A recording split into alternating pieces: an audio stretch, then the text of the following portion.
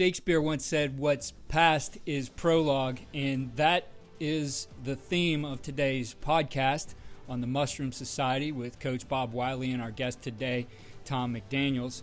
And Coach Wiley, I'm excited to be talking to Coach McDaniels again. He's been on the podcast twice. One time we talked about why high school football matters.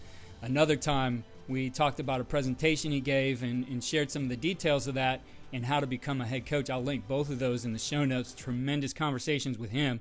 But today we're going to take a look at an idea that popped up a couple weeks ago when we were talking to Al Saunders and just how learning the game has changed and evolved. And the idea that the past is prologue, I think, is something we need to look at some of the things we used to do and figure out how we could bring them into today's digital world. Because I don't think this is a criticism of any of the young coaches out there and how you learn the game, but in the way that we've learned to become more efficient, we've lost some of the things that we had before. So, Coach, I'm excited to talk about this. You and I talk about coach education all the time and how we learn the game. And certainly we're excited to have Coach McDaniels join us today as well.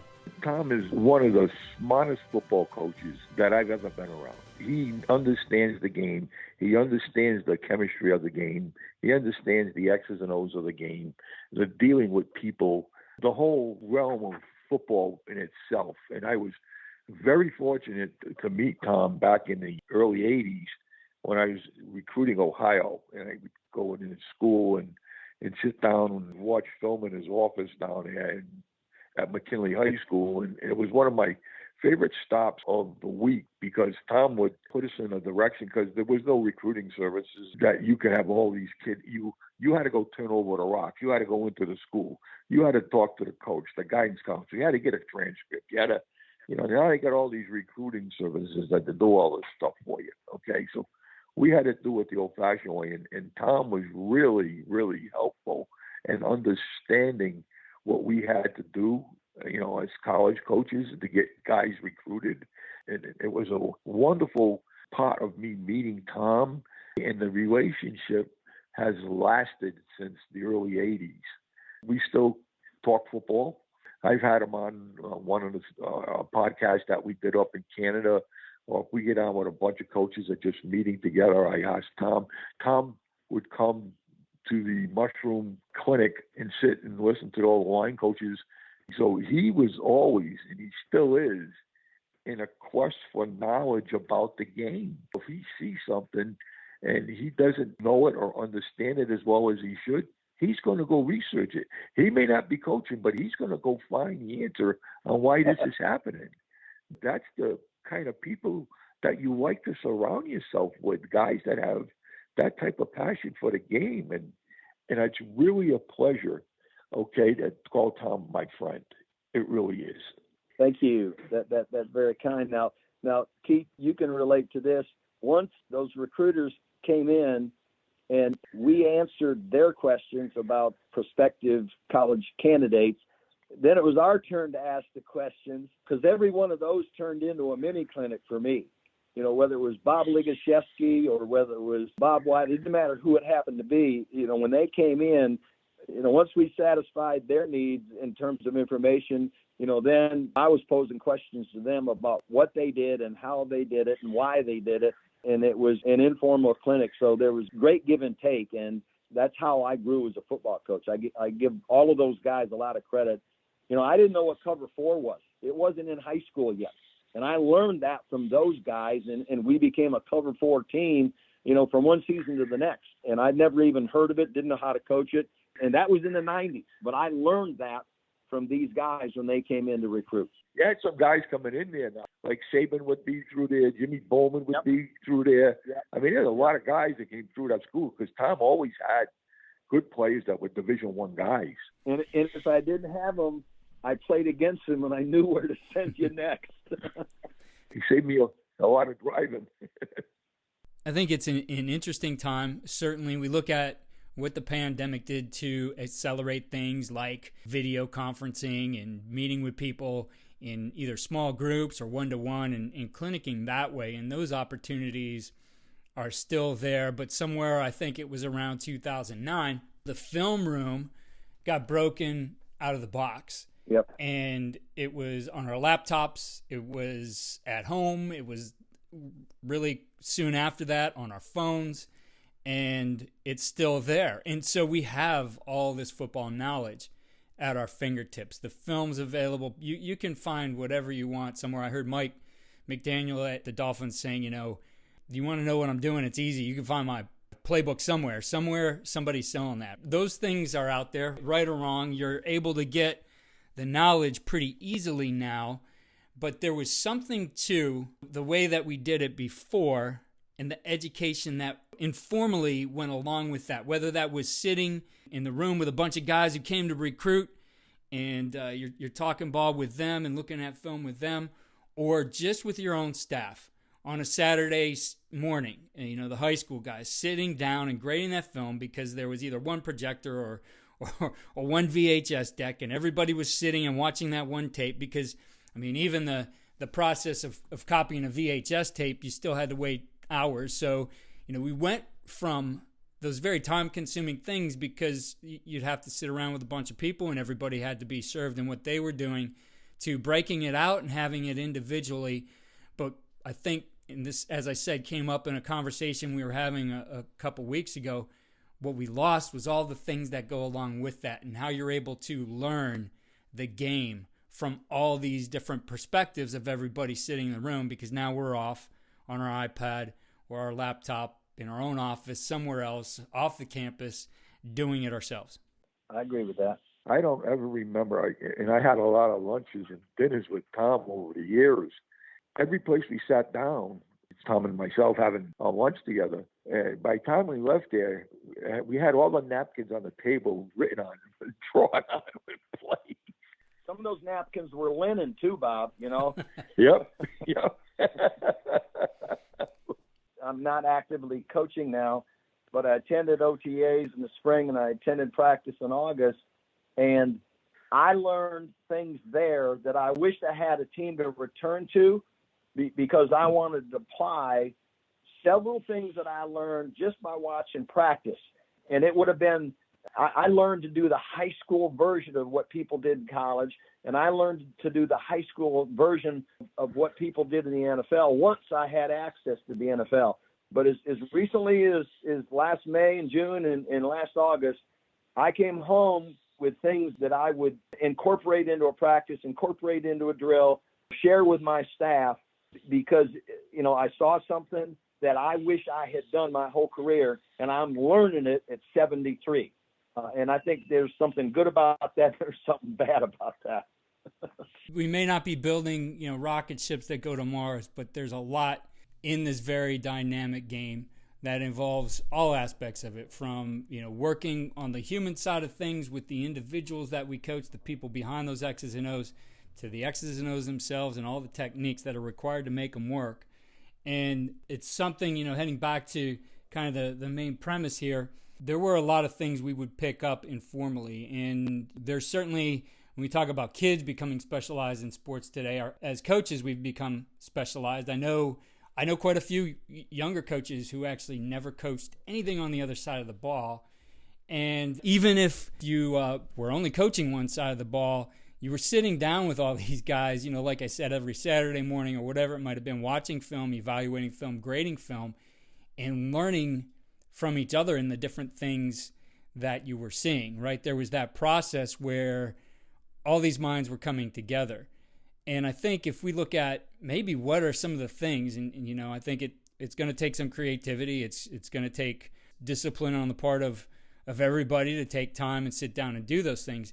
But we would learn so much from each other in that process. Being a young coach, thinking back to it, how much did you absorb just sitting in the room without ever coaching any of those other positions? I still have, I don't know why, but I have boxes full of notebooks from all the years I coached still sitting in my garage stacked up. It was that accumulation of knowledge. That way, I know it's easier now, it's digital, it's on our phones, but whether it's digital now or in those old notebooks, the interaction, I think, still needs to be an important part of it.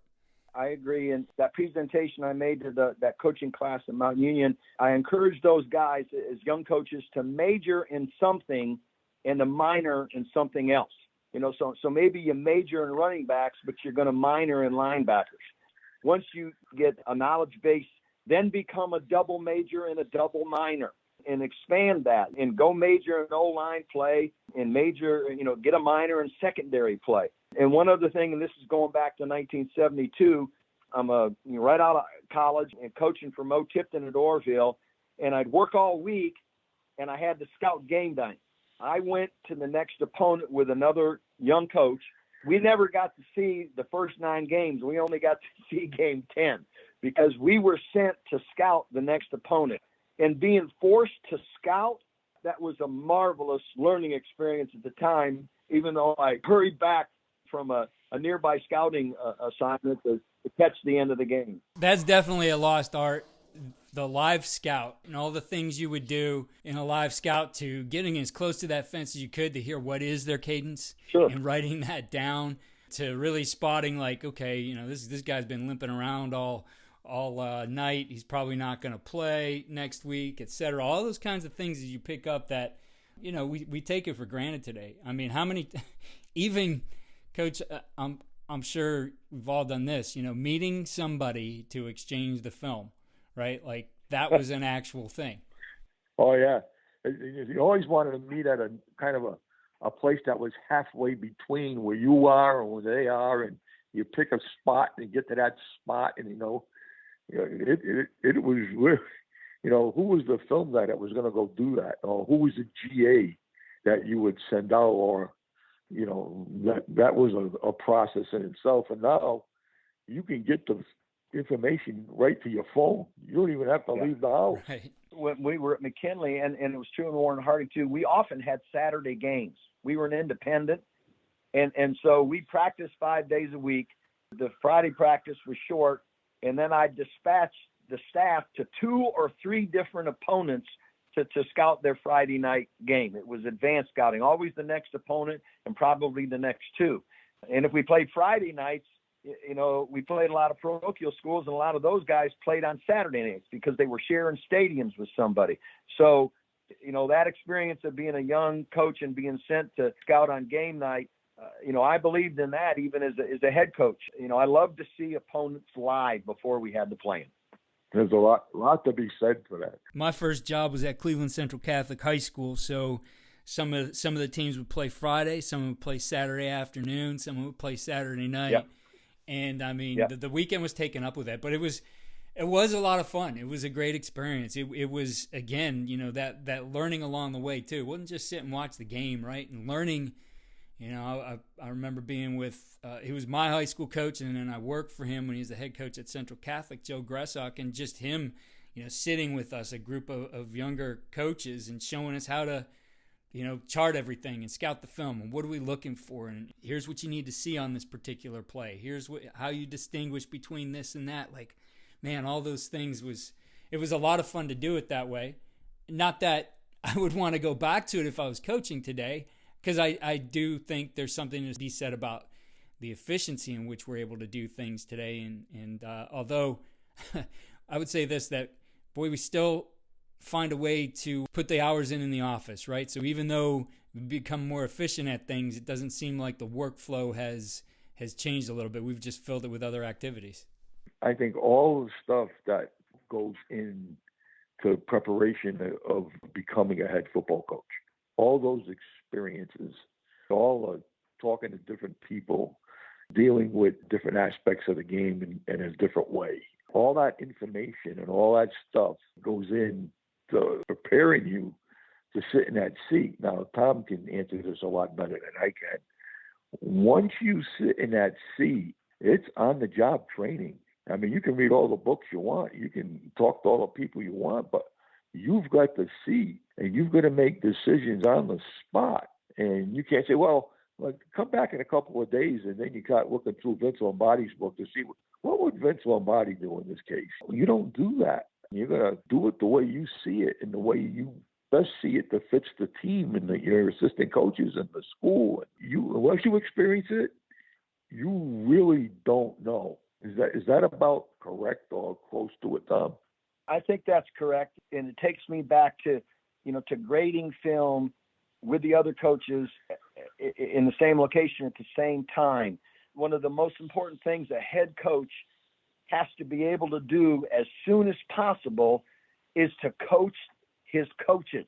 And I learned about all the other position groups, as a young guy sitting in that squad room, grading film and dissecting, our film and the next opponent's film with all those other guys. Certainly we're coaching kids, but a head coach has to be able to coach his coaches and not do their job for them. But if they've got a question, it's about offensive line play, you got to have a basic understanding and able to provide an answer, or if it has to do with, the other side of the ball. So young head coaches that are assistants aspiring to be head coaches, you need to learn as much as you can about all the positions on offense, defense, and special teams as you can, because in some instances, as a head coach, you're going to have to coach up or correct or suggest or answer a question for one of the guys in your staff. Coach McDaniels, looking at things from your perspective, which I think is a very interesting one. Obviously, your son Josh is the head coach of the Raiders. Your son Ben is the passing game coordinator, receivers coach for the Houston Texans. Those guys have climbed through the ranks. You've coached a ton of high school football at an elite level.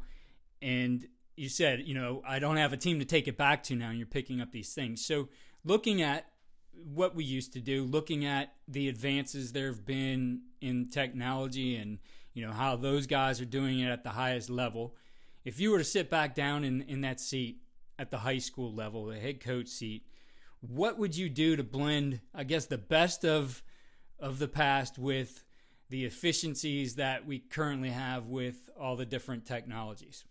I might consent to guys grading their players in the most recent game by themselves, but I would do what Bob suggested. I think then that we ought to have to come in and view the game together. And I don't know if that's happening. I don't know. I don't know if they're just asking guys to grade their players and come in the next day and then report the grades. I'm sure they have to sit down and watch the film, with the team and with their player group. But I think I would sign off on letting them grade it individually, but I'd also require that they come in and then view the game film together as an offensive group, defensive group, special teams group, and get input and get comments and gain understanding from the other guys who did the same thing the night before. I would try to marry those two approaches. The people that you hire, you like to have them have the same passion that you have. Forget about time, guys. We got this. This is what we need to do to get this done. That's the way I've always approached the profession myself.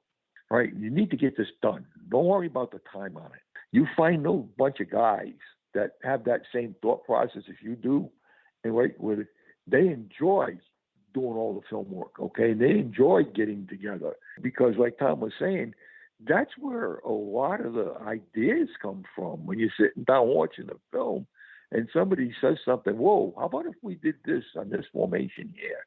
And you can't do that if you go home and work by yourself and never get together.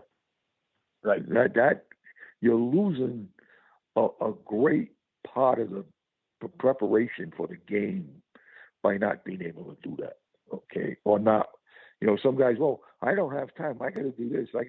And, I got to take my wife out to dinner. You got to forget all that stuff, Well, you do this first, okay? And then we get time, and there's family time. And I think the really good head coaches, I worked with Sam for a number of years. Sam Weiss, God rest his soul. Okay, and he was very cognizant of the family, and so was Dick Geron. And if you had a kid that was playing sports and you want to go watch his game, go watch his game. But you still come back and had to do your work.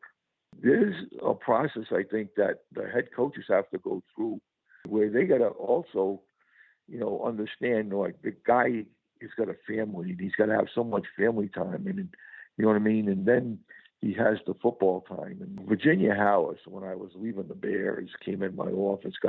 Virginia Howes is going to be 100 years old. Right now, she's 100. She's still a monarch in the NFL. People don't realize that.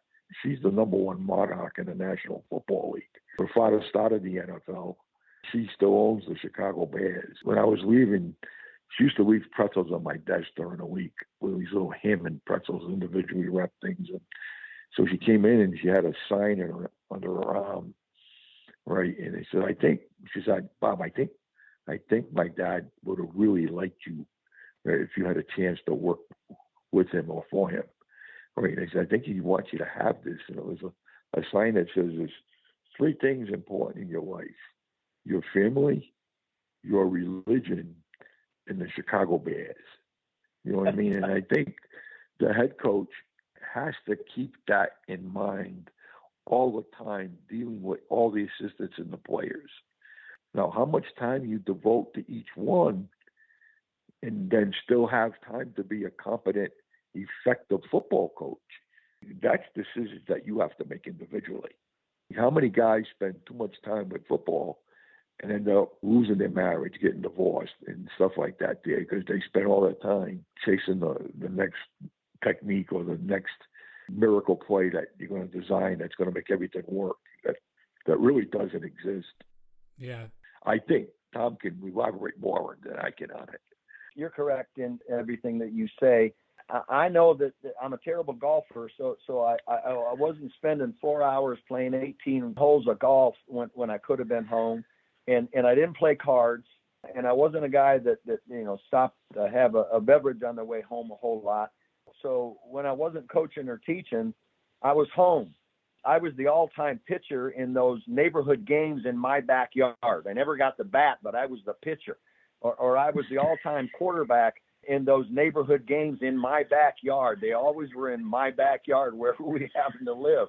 So I'd come home from a fall practice, and I was doing one of those others more often than not in the backyard. So I think that, that's a choice we have to make too. And I don't regret doing that. I don't regret that I was part of my kids' lives before they played with me and played for me. In looking at that, Coach, and again, the idea that the knowledge is easy, we got it at our fingertips, all kinds of film and clinics and playbooks. I mean, everything now is very easy to get. And you have these younger guys who, are extremely hungry to learn those, and they're learning that on their own. Putting yourself in that seat and guiding those guys to become all they can be in this profession, be the best coaches they can be, but have all those other aspects as we've been talking about here. How would you guide that individual through the process where he's getting everything he can in the X's and O's, all of those things there, but also the other parts of what he needs to be a fully rounded out coach, right? As well as, taking care of the other parts of his life as well. I interrupt. I think the quest for knowledge is fantastic. You need to have that passion to go get the knowledge and stuff. Okay, that's great. But this podcast, we say get it from the chalkboard to the grass. That, I think, is one of the most important aspects. If you may be able to know it, draw it up on the board, and talk about it, but you better be able to teach it. And you better be able to teach it in a way that they understand it.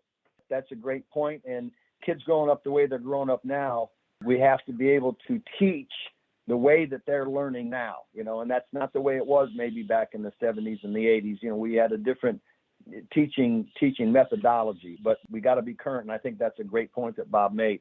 One of the answers that I would offer to that question is that you need to marry well, because not everybody can be a great coach's wife. And I'm dead serious when I mention this, because I married well, and I had a great coach's wife, and she still is. If I wasn't at a clinic in the off season on the weekend, she thought maybe I'd lost my passion for the game. I have 2 daughters-in-law that married the 2 sons that are in the NFL. And I had this conversation with them prior, each of them at different times in life, prior to their wedding day. And I said, number one, your husband-to-be loved football before he loved you.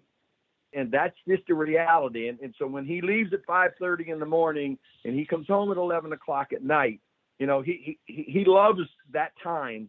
He doesn't love that he's away from you, but he loves that time. And he's going to devote that much time to his job. And the other thing is, you're going to get fired and you're going to have to move. They looked at me like I was crazy. And again, this is prior to their wedding day. They don't look at me like I'm crazy now. but both sons married well. They've got wives that are handling the time away from home, the time away from the family about as well as it can be done. Yeah, and the other thing, I think you find a wife that she is the type of person that can be independent without you. Correct. She doesn't need you to survive. The marriage is good together because you want to be together. But if she was by herself, she could still make it because she's going to be by herself a lot. Chris became really knowledgeable. That's my wife. And if we were playing a team that played cover 4, she might ask me after the game, she said, okay, you knew they were a cover 4 team, but you didn't call the cover 4 beater until late in the first quarter. Why'd you do that? So I had to be on my toes. She knew the difference between cover 2 and cover 4. I promise you. That is great. To wrap things up here, Coach, certainly I think a lot of good insight into the game and learning the game and growing in this profession. And again, from your perspective, with 2 sons who have made it to the highest level, you yourself obviously have done an outstanding job and part of the Ohio High School Football Coaches Hall of Fame. Without a doubt, you've done an excellent job in this game as well. And again, the perspective of all the things, right? Looking back on how you did it growing up, how you learned the game, and some of the best things there, as well as what you're seeing today. I guess your top 3 things for a coach to be able to make it in this profession today and excel at whatever level he might be at, whether that's high school, college, or pro. Be a lifelong learner of the sport and of the game. What we did in 72 and what I knew in 72 is not what I know now. And it never remained the same for very long. So I think you have to be, if you're going to be a guy that's going to be a long-time football coach, you got to be a lifelong learner. There may be some things, the basic fundamental things that they were there at the beginning and they were there at the end of my time, but I think you have to be willing to adjust and learn as the game changes. That would be number 1. Number 2 would be you got to be a communicator, and that's whether you're the one asking the question to get an answer for or whether you're the one that's sharing the information. There's no such thing as communicating too often, too much, and you got to communicate in every way that's possible. The more often that you can leave no doubt about what the expectation happens to be for what's coming next, the better the result and the outcome is going to be. We're talking about coaching, but it's really all about the players. You have to do whatever you can to make them succeed. So don't put them in situations where they're not equipped, to do the thing that you're asking them to do. You have to modify and you have to tailor what you do, to what they're capable of doing. I think those 3 things would be critically important if somebody wants to have a long, successful career in coaching football. I'd have a 4th thing too, Keith, and that is there's no such thing as too much individual. Yeah. Yeah, I love that one. Yeah, there's no such thing as too much individual. Well, you're speaking to the right group here in offensive line coaches. I'll coach for you. Hire me. I'll coach for you. Yeah. Well, guys, I really appreciate the perspective today. Coach McDaniels, thank you for joining us and sharing your knowledge from the years of doing it yourself as well as what you've been able to watch your sons do here. As always, it's been an outstanding conversation. I appreciate that so much. And just understand something about Bob Wiley. There is no Mushroom Society without Bob Wiley. The O-Line Clinic in Cincinnati, look at what he's done to contribute to people's education about the game of football. That's unmatched. And that's why I was the only quarterback coach, head coach, sitting in that group of offensive linemen for all those years. I learned a lot there. And we enjoyed having you. Thank you very much. Thank you, pal. Be sure to check out the Cool Clinic channel on Coachtube. That's coachtube.com/coolclinic. You're able to get all the talks from the past 2 years when we had to go virtual with the Cool Clinic. We've been adding talks from coaches like Howard Mudd, Dan Badrad Radakovich, Alex Gibbs, and we'll continue to add past Cool Clinic talks on the channel as well. Again, that's coachtube.com/coolclinic. Follow the Mushroom Society on Twitter at The Cool Clinic. Follow all we're doing at coachingcoordinator.com and follow me on Twitter at Coach K. Grabowski.